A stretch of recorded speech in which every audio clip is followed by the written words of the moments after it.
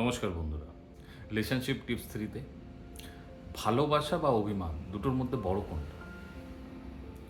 অভিমানের জন্য আমরা কিন্তু খুব ভালো মানুষদের হারিয়ে ফেলি নিজের জীবন থেকে।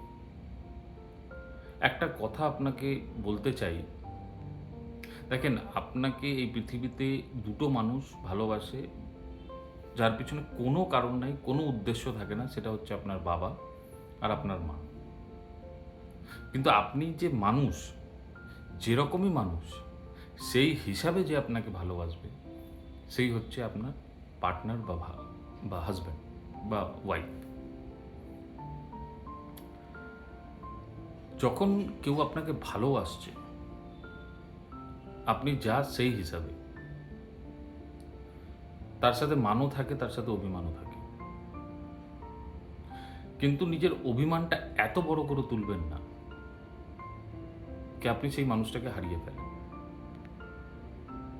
কারণ সেই মানুষটা নিজের মনের থেকে কিন্তু চায় আপনার সাফল্যতা, আপনার খুশি, আপনার সব কিছু।